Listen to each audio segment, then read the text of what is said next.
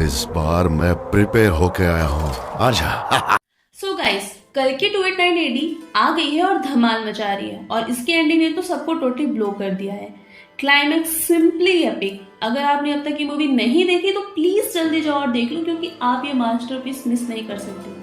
अब बात करते हैं उन लोगों से जो ऑलरेडी मूवी देख चुके हैं। स्पॉयलर्स आगे हैं, तो अगर आप नहीं देखे हो तो प्लीज यहाँ से एग्जिट मारो और बाद में फिर से वापस आना।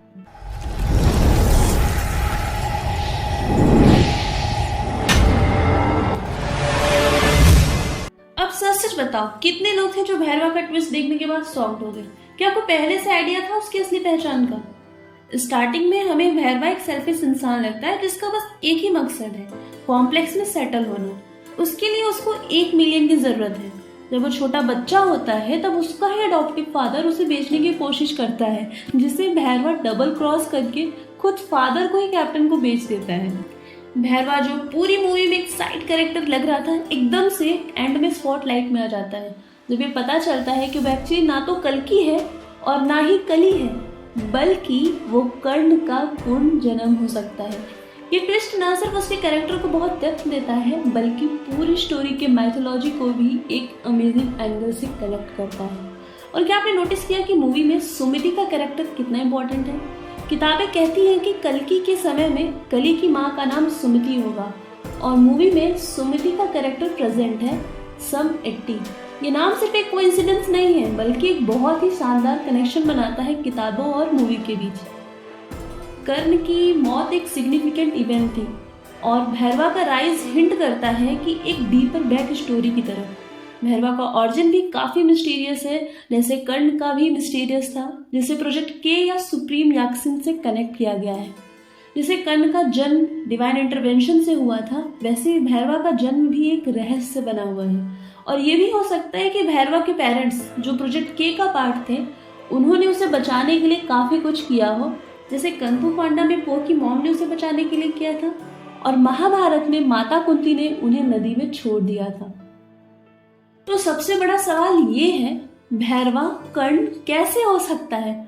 वो तो उन 8 चिरंजीवियों में से भी नहीं था। तो गाइस, अगर हम हिंदू माइथोलॉजी की बात करें तो उसमें ये भी लिखा हुआ है कि जब कली जन्म लेंगे तो कई सारे गॉड भी उनकी मदद करने के लिए धरती पर आएंगे, अलग अलग रूप में।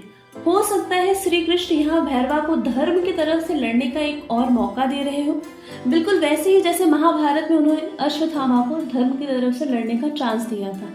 तभी तो विजय धनुष को छूते ही भैरवा में अचानक से कुछ पल के लिए बहुत ज्यादा पावर्स आ जाते हैं, और यहीं पर आप लोगों को याक्षिन के पास रखे गांडीव भी याद होगा। तो समझते हैं आखिर ये कैसे कनेक्टेड हो सकता है। तो देखिए, सूर्यदेव और इंद्रदेव के बीच का एटर्नल कंपटीशन वो हमें हर युग में देखने को मिलता है। चाहे त्रेता युग में बाली और सुग्रीव का एग्जाम्पल हो, बाली इंद्रदेव के अंश थे और सुग्रीव सूर्यदेव के, वैसे ही द्वापर युग में कर्ण सूर्यदेव के अंश थे और अर्जुन इंद्रदेव के। और कल की 2898 एडी में भी हमें अर्जुन का गांडीव दिखाया गया है जो सुप्रीम याक्सिन चला सकता है। इसलिए भैरवा का आना और कर्ण से कुछ रिलेशन होना जस्टिफाई होता है। भैरवा के पास विजय धनुष हो सकता है जो कर्ण का अस्त्र था। मतलब फ्यूचर में भैरवा और सुप्रीम याक्सिन के बीच एक एपिक बैटल देखने को मिल सकता है, जहां एक तरफ गांडीव होगा और दूसरी तरफ विजय धनुष। क्या आपको ये कोइंसिडेंटल लगता है कि अश्वत्थामा के पास विजय धनुष क्यों था जो कर्ण का अस्त्र था? मैं तो कहूंगी कि नहीं, ये सब एक बहुत ही केयरफुली प्लान्ड स्टोरी लाइन का हिस्सा है। कितनी ब्यूटीफुली पैरेलल लिखी गई है कल की 289 एडी। अब हम बात करते हैं कि फ्यूचर में भैरवा क्या करेगा सुमिति के साथ। कल की मूवी में दिखाया गया था कि भैरवा अपने एडॉप्टिव फादर कैप्टन को डबल क्रॉस करता है, और अब भैरवा के पास एक बेटर फादर बनने का चांस है और सुमिति की रक्षा करने का एक परफेक्ट चांस है। लेकिन क्या भैरवा अपने पास से कुछ सीखेगा या फिर अपने फायदे के लिए सुमिति को भी बेच देगा? ये फ्यूचर ही बताएगा। बट फिलहाल एंड होते होते भुज्जी उस कंडीशन में भी नहीं रहता है कि वो भैरवा को कॉम्प्लेक्स तक एक ही बार में पहुंचा सके, तो वो कई जगह पर रेस्ट करते हुए ही कॉम्प्लेक्स पहुंचेंगे। इस बीच में कई सारी फाइट्स देखने को मिल सकती हैं। सो गाइस, कल की इस सेफ और अगले पार्ट में मोस्ट प्रोबेबली हम सुप्रीम याक्शिन का ओरिजिन देखने को मिलेगा। और एंड होते होते उसको शायद से एक अंश मिल भी गया था, जिसके बाद उसकी बॉडी काफ़ी डेवलप हो चुकी थी। तो कैसे बाकी बाउंटी हंटर सुमिति को हंट कर रहे हैं और मैड भी भैरवा उसे बचाने की कोशिश कर रहा हो। क्या पता भैरवा का असली नाम विष्णु व्यास हो, जो उसकी माँ ने उसके बचपन में रखा हो। सुमिति के ऊपर 1 मिलियन का बाउंटी है, तो ऑब्वियस है कि लोग उसके पीछे पड़ते रहेंगे। भैरवा के लिए उसको बचाना आसान नहीं होगा। और फाइनली विजय धनुष का क्या राज है, क्यों ये विजय धनुष धारण करने वाला कभी नहीं हार सकता, गांडी और विजय धनुष में कौन सा ज़्यादा पावरफुल है, इन सब के जवाब हम अपने अगले वीडियो में डिस्कस करेंगे। तो अगर आपने अब तक सब्सक्राइब नहीं किया है तो प्लीज़ चैनल को सब्सक्राइब कर लो, ताकि आप एक भी अपडेट मिस ना करो।